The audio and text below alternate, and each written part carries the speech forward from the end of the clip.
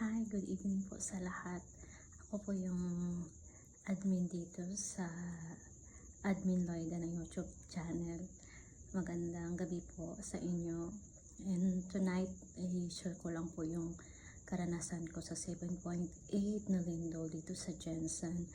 As in, parang ito yung first time talaga namin lahat na maka-experience ng ganito kalakas na lindol. Nangyari ito nung Monday, mga 7:30. So palabas na ako doon sa apartment ko. Paglabas ko talaga ng pintuan, doon talaga sobrang lakas, agad-agad yung pagyanig. So kami lahat sa apartment, takbo kami lahat sa labas. Hindi kami makatayo, nakaupo lang talaga kami lahat. At saka hanggang mga 1 minute yung tagal ng lindol talaga.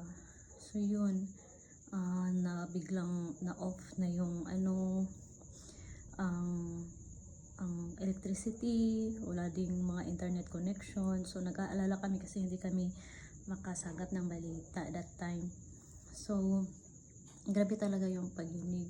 So nung almost 2 days yung walang kuryente sa Jensen. So may iba din na hanggang ngayon wala pang internet, ay wala pang kuryente, lalo na dun sa malapit sa fault line dun sa Glan Sarangani province. Dun kasi yung pinaka fault line ng earthquake na 7.8.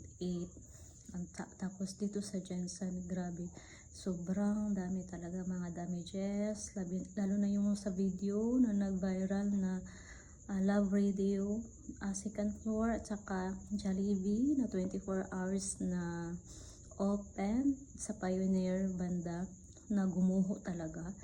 As in, grabe yung impact ng 7.8 na earthquake dito sa Jensen. At saka yung SM Mall, grabe yung damage ng building din doon. At saka yung KCC Mall, like SM Mall, KCC Mall, Robinson Mall, sila kasi yung malalaking mall dito sa Jensen. So yun, damage talaga hanggang ngayon. So makikita mo yun sa mga video, i-share ko maya yung mga video sa mga naka-video dun sa pangyayari during that time. At saka may isa ding supermarket sa Jensen na gumuho din, which is yung Save More, which pag mga may-ari din ng SM na Save More Supermarket. Second floor din kasi yung building, kaya yun gumuho din talaga. So yun, dun sa Save More, yun talaga ang pinaka grabe. Kasi mayroong mga empleyado pa doon. Kasi nung sa witness na naka-survive, may isang survivor naka-witness, ang sabi niya sabi niya na nag-overtime sila nung Sunday kasi nga inventory daw yun. So doon na sila natulog. So nung mga 7:30 nagsimula yung lindol, ang sabi niya unang pagyanig pa lang, bigla na siyang tumakbo palabas talaga.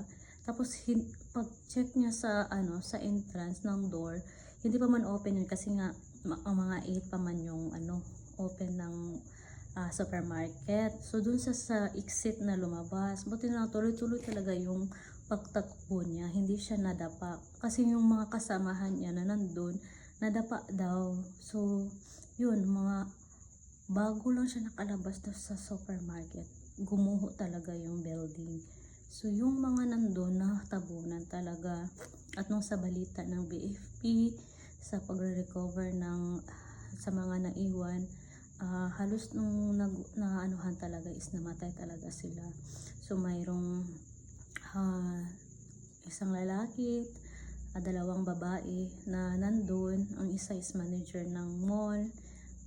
Mga bata pa, siguro yung mga age nila nasa 29 pababa pa yung mga age nila. Yun, grabe yung pangyayari talaga dito sa Jensen. At saka yung mga ibang building din ng mga schools. Thank God, ang talaga pinapasalamatan namin kay Lord is nangyari yun ng first day pa school, di ba? First day of school yun ng mga bata. Buti na lang na mayroon pang flag ceremony during that time, nung paglindol. Kasi mga 7 AM, nagsa-start na yun ng mga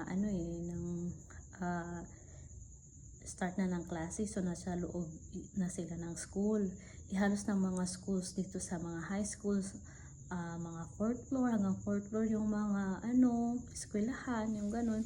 Buti na lang nag-flag ceremony pa talaga sila. Ipapakita ko din yung video mamaya.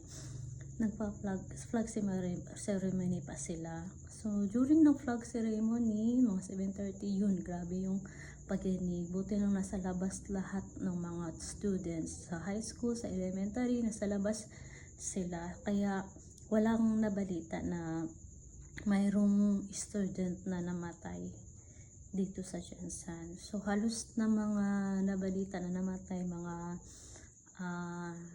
trabahante. At saka isa pa talaga sa pinapasalamatan namin is hindi siya nangyari ng tanghali. Kasi nga, di ba, kapag mall hours yun, kapag working hours yun, I'm sure daming tao dun sa mall. Buti na lang talaga hindi siya nangyari during mall hours. Morning pa siya, wala pang open yung mga mall dito at iba pang mga offices. Kaya yung iba na namatay sa mga bahay nila. Kagaya dun sa Saglan, Sarangani. Kasi yung Glan Sarangani, yun talaga yung malapit sa fault line. Yung epicenter ng earthquake. Doon sila na doon yung pinakagrabe talaga na bumuka yung lupa, nasira yung mga tulay, hindi madaanan. Pero ngayon na na-rescue na sila at nabigyan din ng mga food packs. At saka dito sa Jensen, maraming tumulong, maraming mga vloggers na pumupunta dito para magbigay ng mga groceries, ng mga food packs, ng mga kasi aside sa mga buildings, mga bahay din na lalo na yung mga natamaan ng fault line, ay as in grabe, sira talaga yung mga bahay nila. Kaya sobrang kawawa kasi nasa labas lang sila natutulog kasi hanggang ngayon, imagine 5 days na, 5 days na, tuloy-tuloy pa rin yung aftershock. Tapos yung aftershock dito is nasa 5, magnitude 5. So, lakas pa rin siya. So, mga ilang araw din kami na hindi nakatulog ng maayos. Ganun. Kaya yun, grabe yung karanasan namin sa lindol dito sa Jensen. Yun yung talaga pinapasalamatan namin kay Lord na hindi siya nangyayari during afternoon or noon time. At saka kasi hindi namin ma-imagine, pero sige lang, we keep on hoping na babangon ulit ang Jensen, ma-rebuild ulit yung mga damages ng mga schools, ng mga malls. Grabe yung dito, grabe yung pangyayari talaga dito. Saka unti-unti na din bumabalik yung kuryente. At saka imagine na sa Pilipinas, di ba, sa Jensen talaga tumama yung 7.8 na earthquake. Pero hoping na wala na talagang ganito kalakas na earthquake kasi nakakatrauma talaga siya, lalo na sa mga bata. Yung iba nga natatakot na magpunta sa schools. Natakot na sila, pero by next week yata mag-resume na yung klase. Pero sa mga lang yun, sa mga South Cotabato area na yata. Pero dito sa Sarangani or sa General Santos City, wala pa yatang na mag-start na sa June 15 ang klase ng mga bata. So yung gano'n, ipakita ko maya yung video ng mga mangyayari dito. I know na nakita nyo na sa news, pero at least grabe yung pinsala na dulot talaga. Kaya we keep on praying to God na hindi na to mangyayari, diba? So yung prayer namin na bigyan kami ng peaceful na tulog. Wala na sanang aftershock, saka matulungan yung mga nangangailangan at hindi ma-corrupt sana yung mga pinapadala ng tulong ng ibang bansa din para dito sa naapektuhan ng lindol. So, thank you for watching and for listening po, and I hope na continue po support to my YouTube channel po. Thank you. Hoy, kinukuloy! Tabang!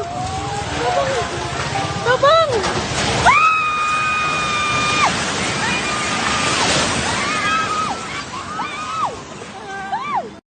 Nawala.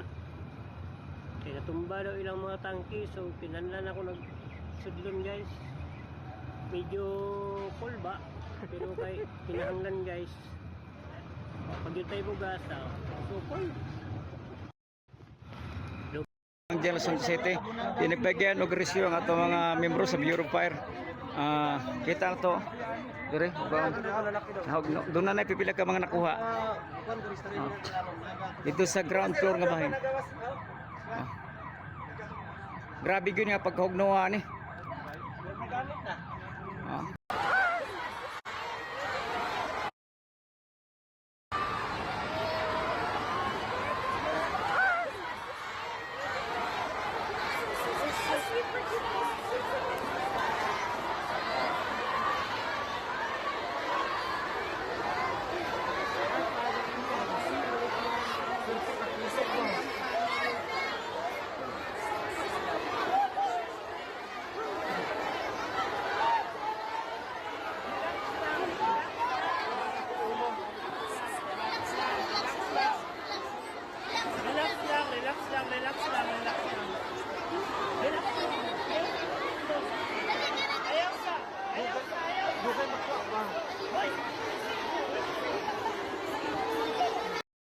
May ate tanawa aray ko yung balay pak balay niya, and then kwarto sa akong pamangkin ari ang itlog di ay nasa ref. Ako lang ko ato padili ka man ako lang ang CR pero pwede pa CR hanggang kalibangon na dyan kay ko. Maani siya. Ganap. Hikban! May ate's house. Ate's house. May ate. Tanawa. Aray ko. Road. Nakita nyo naman, ito yung lumabas sa social media na naputol talaga yung daan. No? Kitang-kita nyo yung grabe yung landslide dahil sa lindol. Dahil sa malakas na lindol na tumama sa Socsargen region, particular sa Taboli, Jensen Road, agad na pinag-utos ng Provincial Director ng South Cotabato Police Provincial Office, Police Colonel Samuel T. Cadongon ang agarang responde at inspeksyon sa epekto ng landslide sa mga residente at maging sa mga motorista sa nabanggit na daanan.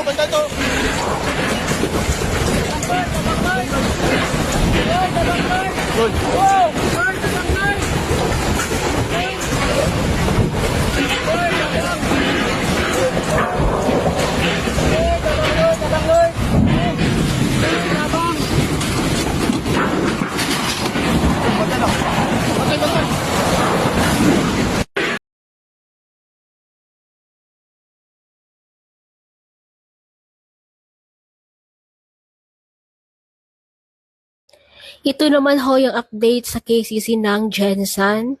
Subhanallah, kung marami po yung damage noong mga nakaraang lindol, mas lumala po talaga ngayon. hanggang doon sa unahan, doon sa likuran.